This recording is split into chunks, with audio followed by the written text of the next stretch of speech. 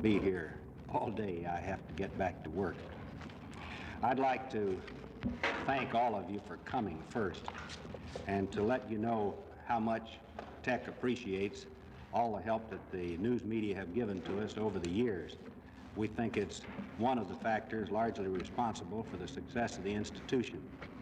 I also would like to explain the reason I was absent on Friday, because I understand some confusion resulted from it. I had promised Mr. Commander, who's the executive secretary of the YMCA, that if possible I would try to come to the freshman camp, which is held up at Lake Louise at Toccoa, and given to you sometime earlier.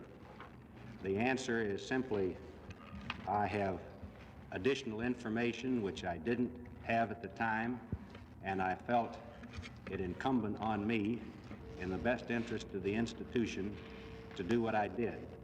And I would like to add that it was my decision and my decision alone, and there was not unanimity of opinion even among the staff at the institution. But there was no outside influence or pressure brought on me. There never has been in connection with the problem of the desegregation of Georgia Tech. I know that you wonder, therefore, do we expect trouble? The answer is simply, we don't know what to expect. I don't think that we are going to have trouble, but I also believe in the Boy Scout motto, be prepared. And we have taken every precaution that I believe we can take in order to prevent agitation and difficulties on the campus. Now, that is the end of what I have to say in opening remarks. If you gentlemen would care to ask questions, I'll do my best to answer them. What was the attitude of the State Board of Regents as regards this transition? Aubrey, I have never talked formally to the Board of Regents about this particular problem, and in no case have I been told or dictated to by the Regents what my action was to be. Now, I've talked informally with members of the Board of Regents, and I think I said in an earlier statement that I also talked with a large number of people in the state, both those in high positions and low, economically, politically, and so on. I have had to make up my own mind on the basis of what I have found in talking with people. The additional information you had, did this refer to the plan? I can tell you no more about the additional information than I've already told you. You saw the additional information? No, sir. Did you confer with Governor Vandiver before making the decision to use blackout? I talked with Governor Vandiver, but it was an incidental discussion. I went down on Wednesday of last week to talk with him about the GASA. You remember that had been announced about 10 days previously. He made the announcement on Sunday. I suppose it was made on Saturday, but it was published Sunday, before Labor Day. And I left the city on Labor Day to do some work with the Navy that I had been undertaking, and I didn't return until Saturday afternoon following the week of Labor Day. And I went to his office to talk with him about that, and incidentally took some football tickets. And in the discussion, the problem of what was going to happen out here, and we discussed it briefly. What assurance did he give you of full state cooperation and backing? I explained to the governor that we have approximately $30 million worth of state property out here. We'll have at various times around 6,000 students on the campus. He assured me that the means of the state would be available to protect the state's property and people on the campus. Are there state troopers in plainclothes on the campus today? I don't know the details. However, I know that there will be troopers in plain clothes who will be observing what goes on the campus and to assist us in preventing agitation. Whether there will be troopers in uniform or not, I don't know. But in the event we should need additional assistance, it will be forthcoming. Did the governor talk to the displeasure at the comparatively free access the press was No, nothing was said specifically along those lines. say something to the effect that you thought the press had too free a hand on the university campus. No. Why can't you discuss the source of your information that changed your mind? You, sir, are a member of the press, and you don't discuss your sources of information either. That's why.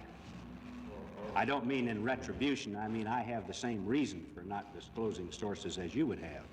We may assume that this additional information you got was in the nature of potential trouble, potential danger. No, I wouldn't say that you could assume that it was in the nature of it if you mean by that that it has some certainty, because there is no certainty involved. Probability.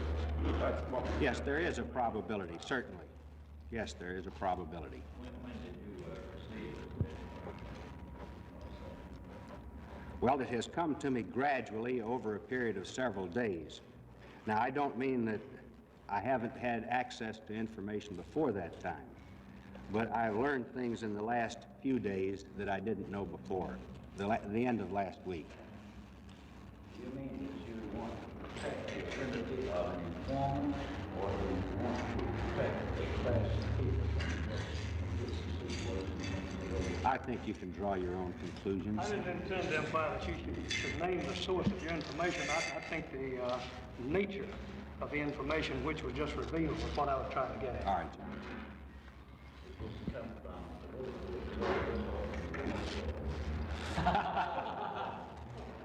I don't have extremely close contacts with either group. Why couldn't you let it to Cool, may I ask? The flight information manual indicated that the airport would be closed for construction on September 1st. And of course, this was after September 1st. But also the flight information receives its information sometime before publication, and it's frequently not exactly correct as to dates.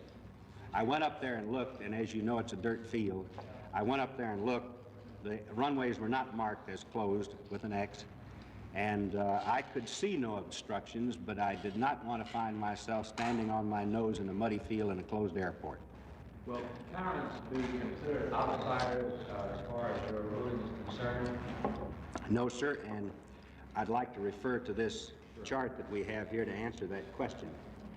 The blue line that you see on this chart is an area which was designated by the Board of Regents about 6 years ago as a probable growth area for Georgia Tech. It is not campus limits, but on the other hand, it's an area which has been designated one where property can be acquired, and we do have property outside of the blue lines as you see here and here. So it's more or less a flexible arrangement. They will have suitcases and trunks and study lamps and books and such things as that to be brought to the dormitories. There is no way to prevent their getting in here near the dormitory area without making them park at a considerable distance away and carry all these things that long distance. And frankly, we just didn't think it was feasible to require that of them. Also, Aubrey, I can't tell you. I know, but I can't tell you. They did not arrive at 8, so they didn't begin. No, but I can't tell you the time that they would arrive. Their passage back and forth from their homes to the campus and around the campus is something we prefer not to disclose. You wouldn't even do that off the records? No, For sir. our own purposes of planning, otherwise we have to keep people here all day long. I'm afraid that it's an unpopular decision I've made, but I'm afraid for the best interest of the institution, I'm going to stick with it. What time are the groups supposed to come? There was one group at 8:30, and what are the other times that the normal arrival at all students? There are 4 groups, and I don't know all the times, I'm sorry to say. None of them will live on the campus, none of these Negroes. That's correct. None of the Negro students will live in the dormitories. Will they be accompanied by officers or by plainclothes as for the high school students here? We've left that up to the Atlanta City Police. This is not our responsibility until they actually come to the campus and are on state property.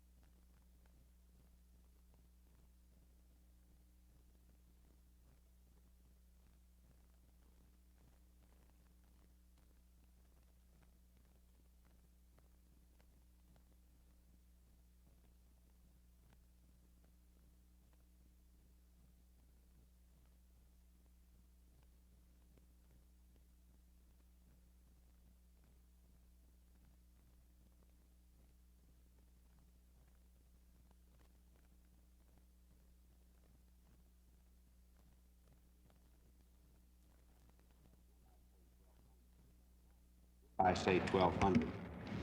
We have not had a chance to talk with these students at all. They're going to be excited and excitable in all likelihood. And I feel that the presence of either photographers or newsmen in numbers could possibly